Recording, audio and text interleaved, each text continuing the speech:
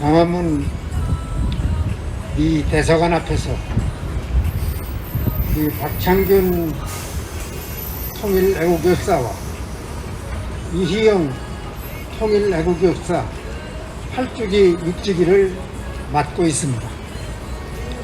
오늘 시대가 얼마나 험악하고 정말 살벌하게 가고 있는지를 반증하고 있습니다. 두 분 묘소를 찾거나 아늑한 곳에서 정말 추도하는 마음으로 대해쌤에 불구하고 오늘 이 대사관 앞에서 하는 이유는 분명합니다. 이 땅을 지배 간섭하고 있는 미군에 대한 우리 민족의 요구이고, 또 이 땅을 왜곡과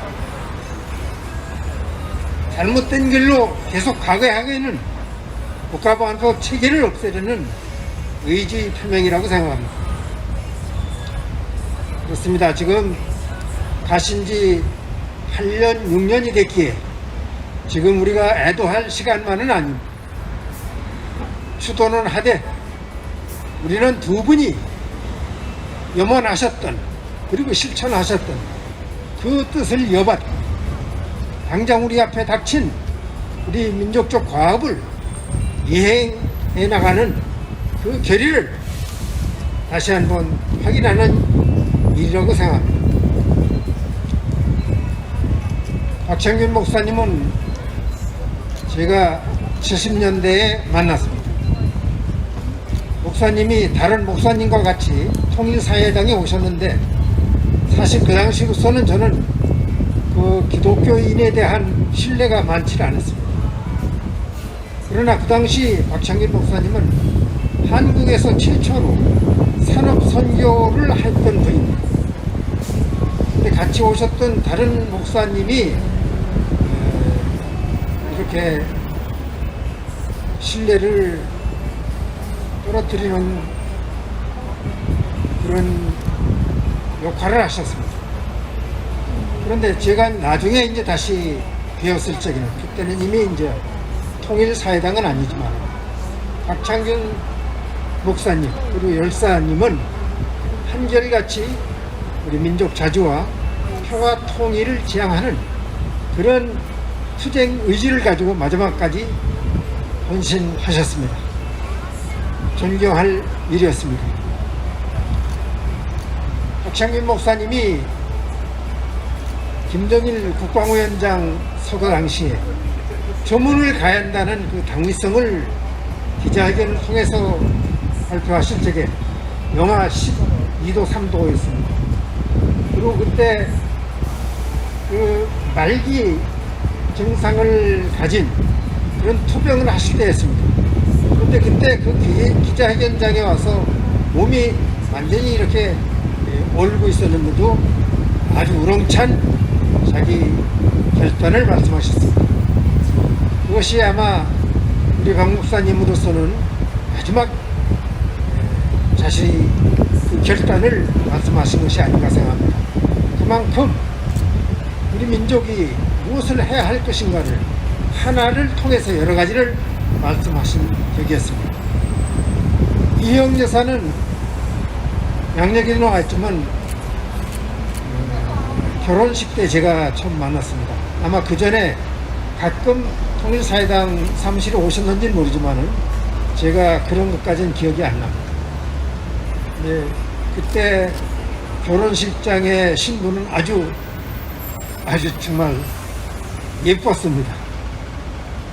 그렇게 아름답고 좋은 모습이었는데, 정말 나중에 이렇게 지내보니까 그분만큼 정말 순수하고 때묻지 않는 분이 있을까. 우리 사회를 보는 눈이 너무나 맑고 순수하기 때문에 그분 눈에 비친 이 모든 세상은, 우리가 가야 할 길도 그런 깨끗함, 그거를 복원시키는 일이라고 생각했습니다. 그러나 박창균 목사님이 오랜 투병을 하는 동안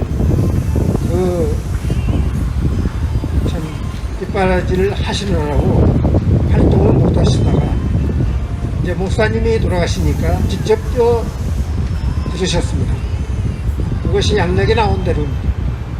그리고 가장 열정적이고 아주 순수하게 이것이 옳다고 했기 때문에 적극적으로 나서는 그런 열정을 보여주셨습니다.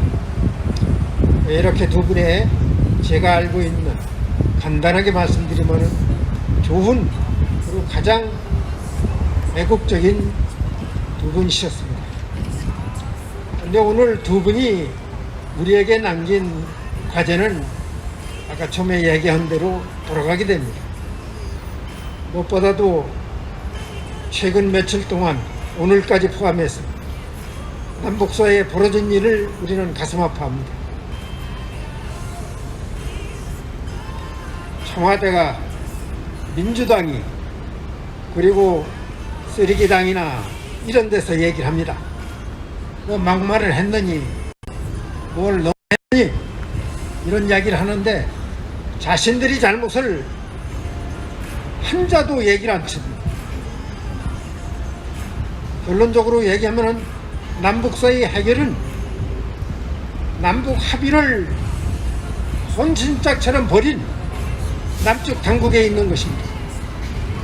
그 책임자도 최고 통치자입니다. 15만 평양 시민 앞에 이야기한 게 있습니다. 우리 민족은 5천년을 함께 살고 지금 70년을 따로 살고 있지만은 더 이상 따로 살 수가 없다. 헤어질 수 없다. 이걸 분명히 평양 시민들에게 얘기했습니다. 판문점 선언, 평양 5월 공동선언, 여기서의 핵심은 무엇이냐? 민족 자주와 민족 자결 원칙입니다. 그것은 한미동맹을 몰라서 그런 얘기를 했겠습니까? 한미동맹이 있음에도 불구하고 지금 우리에게 시대적 요구는 민족 자주와 민족 자결이라는 것을 양순회가 합의한 것입니다. 이 합의는 그 전에 있었던 합의를 뛰어넘는 것이고 언제나 새 것은 옛 것을 버리는 것입니다. 그렇기 때문에 이것을 그냥 행사로만 치부했다면 그 죄가는 엄중합니다. 그것을 인정 않고 그냥 얼버무린다고 해서 해결될 일이 아닙니다. 아무리 오늘 경색 국면이라 하더라도 세월이 가면 다시 복원된다는 이런 막연한 생각을 가진 이거야말로 얼마나 무책임한 일입니까? 자연은 복원됩니다. 자연은 우주학적 자연 법칙에 따라서 봄이 왔다 가을로 여름으로 가을로 이렇게 갈 수 있습니다. 그러나 사회라는 것은 인간이 자주성과 의식성, 창조성을 가진 그런 시대의 요구에 따라서 변화 발전 과정을 밟지 않으면 변하지 않는 것입니다. 그래서 보수라는 말이 나옵니다. 보수당이라고도 하죠. 그러나 이 보수당은 시대를 이끄는 세력은 못 됩니다. 항상 앞장서서 새로운 시대적 요구를 이끌어 나가는 세력이 진보 세력입니다. 이런 진보 세력은 우연히 되는 게 아닙니다. 시간이 간다 해서 해결되는 것이 아닙니다. 잘못을 빨리 알아내고 거기에 대한 반성과 그 반성 토대 위에서 새로운 길을 가야 되는 것입니다. 남북관계 해결, 미국과의 결단을 내야 됩니다. 동맹이 우선이냐, 민족이 우선이냐. 동맹은 한때 그런 시대적 요구로서 어쩔 수 없이 약소국가가 감내해야 했을 일입니다. 그러나 지금 시대가 얼마나 변했습니까? 아니, 지난 2년 동안에만도 얼마나 변했습니까? 아직도 캐캐먹은 동맹을 얘기하고 자기 동족을 겨냥한 동맹을 얘기하다니 말이 됩니까? 우리 민족이 5천년 함께 살았던 그걸 복원하고 이제 어떤 동맹보다도 민족 자주와 민족 대단결이 필요할 때가 아닙니까? 그것을 뭘로 변명을 하고 하는, 아직도 그래가지고서 시간이 가면 해결될까라고 믿는 개탄할 일입니다. 오늘 여러 현상들이 있었습니다. 이것을 양쪽이 다 자제하고 잘하자 이렇게는 얘기도 좋지만은 분명히 잘못한 것은 잘못했다고 하고 그 토대 위에서 잘못을 해결해 나가자 이렇게 하는 것이 오늘 이 사태를 막는 것이고 다시 복원시키는 일이라고 생각합니다. 오늘 추모식에 이런 이야기까지 나오게 된 것은 워낙 엄중하기 때문입니다. 이런 엄중한 시간을 우리는 살고 있습니다. 이런 길거리에서 추도식을 하고 이 추도식에서 이런 말을 하게 된 오늘 이 현실을 우리가 곧바로 받아들여서 더 이상 외세가 이 땅을 지배하고 간섭하는 이런 잘못된 것은 없애야 됩니다. 한미동맹 더 이상 필요 없습니다. 지금 한국의 여러 가지 스스로 얘기하는 게 있습니다. 경제력이라든가 민주주의 역량이라든가 뭐 여러 가지 얘기했습니다.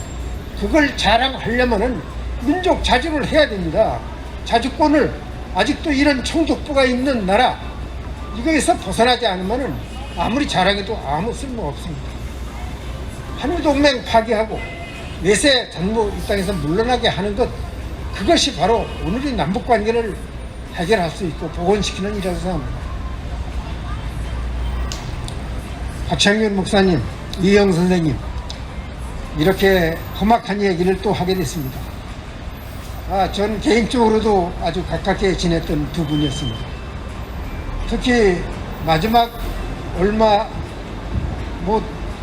동안 아니었지만은 우리 함께 기행을 갔었습니다.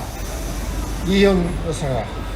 그리고 저 철원 동력당을 바라보이는 곳에서 저녁에 뒤풀이를 했는데 거기서 부른 노래가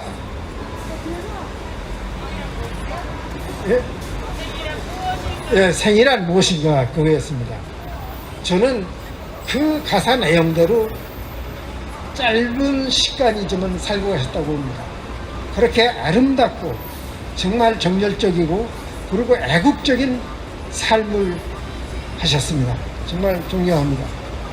그러나 이제 두 분께서 한 생을 염원하시고 그렇게 실천해 오신 일을 우리 남은 사람들이 이행해 나가겠습니다. 고이 잠드시기 빌겠습니다.